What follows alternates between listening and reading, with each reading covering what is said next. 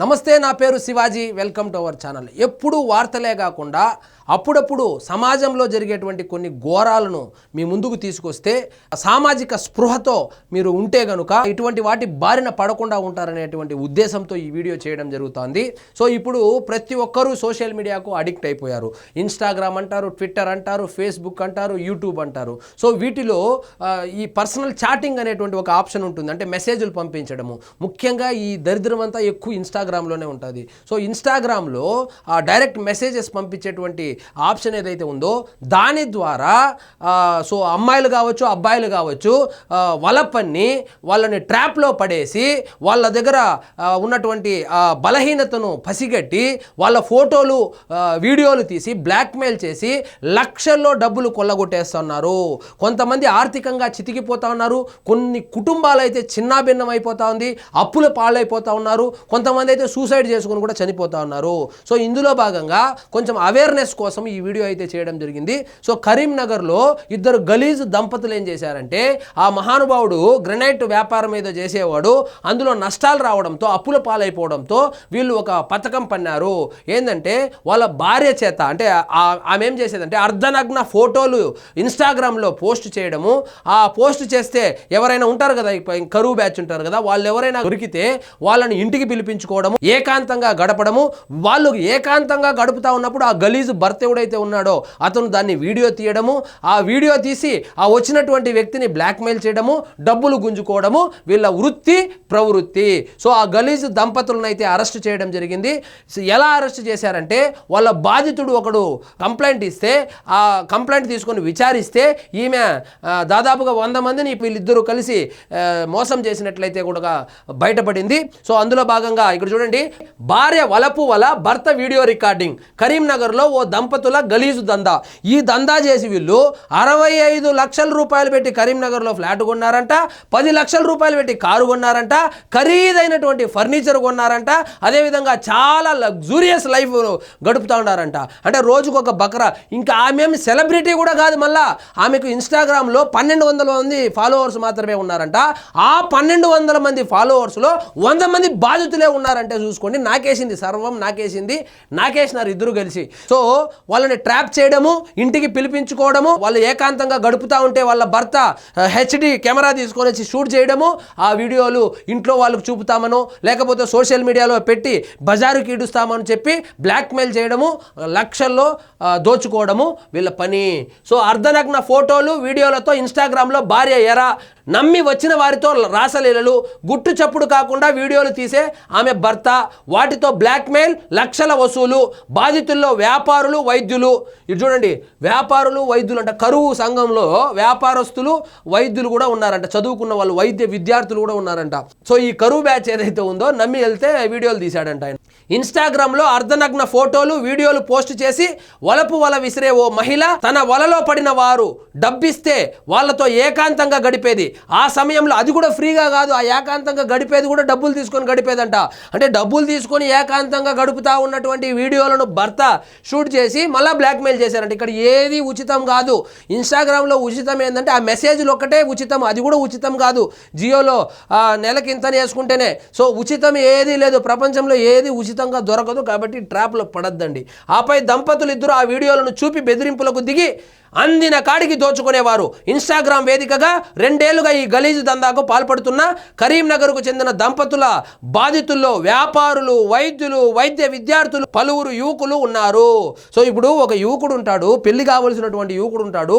వాడు ఆ కరువు సంఘానికి సంబంధించినటువంటి వాడే ఉంటాడు. వాడు ఏదో కకృతి పడి వెళ్ళినాడు అనుకోండి, ఆ వీడియో తీసుకోవడము, వాడిని ఇప్పుడు నువ్వు కనుక ₹1,00,000 ఇకపోతే నేను సోషల్ మీడియాలో పెడతానని చెప్పడము. ఎందుకంటే ఇప్పుడు వాడు పెళ్లి కావాల్సినటువంటి పిల్లోడు ఈ వీడియో సోషల్ మీడియాలో పెడితే అల్లరైతాడు, మళ్ళీ పెళ్లి కూడా కాదని చెప్పి వాడు సప్పో చేసి ఎత్తుకొచ్చి ₹1,00,000 ఇచ్చేవాడు.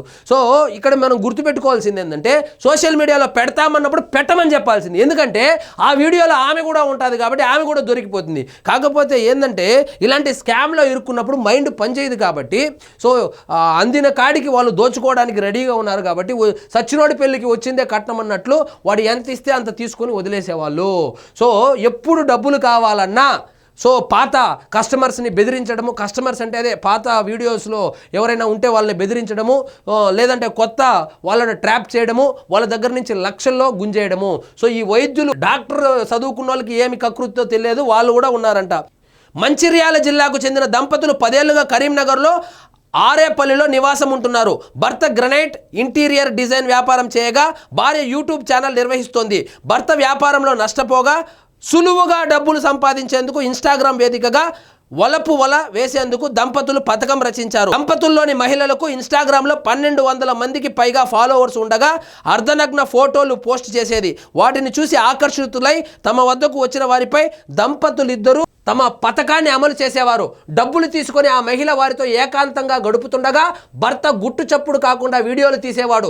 ఆపై ఆ వీడియోలను చూపి బ్లాక్మెయిల్కు పాల్పడుతుండేవారు. అడిగినంత డబ్బు ఇవ్వకుంటే వీడియోలు సామాజిక మాధ్యమాల్లో పెడతామంటూ వారు చేసిన బెదిరింపులకు భయపడి చాలామంది వారికి డబ్బులు సమర్పించుకున్నారు. ఇలా వసూలు చేసిన డబ్బుతో ఆ దంపతులు 65 లక్షలతో ఒక ఫ్లాటు, ఖరీదైన ఫర్నిచరు, 10 లక్షల విలువైన కారు కూడా కొనుగోలు చేశారు. వీళ్ళ వ్యాపారం గ్రనైట్ వ్యాపారం కన్నా ఈ వ్యాపారం బాగుందనుకున్నాడేమో.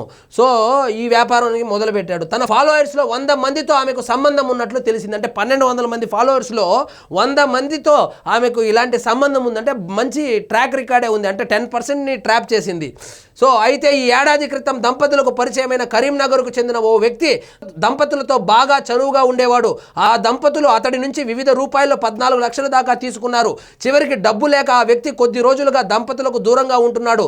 దీంతో అతడికి ఫోన్ చేసిన దంపతులు తమకు 5 లక్షలు ఇవ్వకుంటే నగ్న వీడియోలు బహిర్గతం చేస్తామని, చంపేస్తామని బెదిరించారు. దీంతో ఆ వ్యక్తి కరీంనగర్ శ్రీపురం కాలనీ సదరు దంపతులకు మంగళవారం 1 లక్ష రూపాయలు ఇచ్చి మిగిలిన సొమ్మును 2 రోజుల్లో ఇస్తామని బతిమిలాడుకున్నారు. చెప్పినట్టు డబ్బు ఇవ్వకుంటే వీడియోలు బయట పెట్టేస్తామని ఆ దంపతులు బెదిరించారు.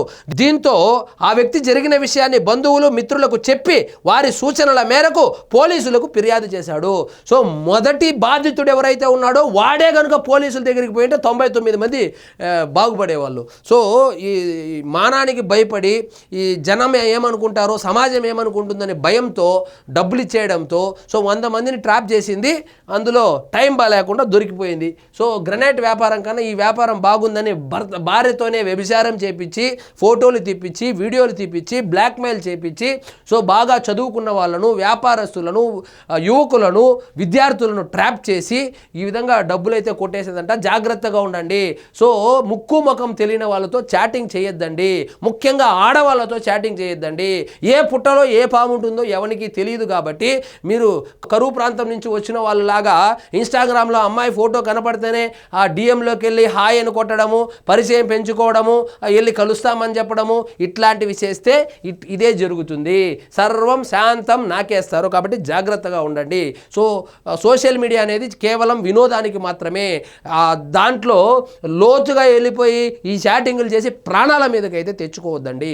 సో ఇదండి ఈరోజు మన టాపిక్. మీకు ఈ వీడియో నచ్చినట్లయితే లైక్ చేయండి, షేర్ చేయండి. ఛానల్ మాత్రం సబ్స్క్రైబ్ చేసుకోవడం మర్చిపోవద్దు.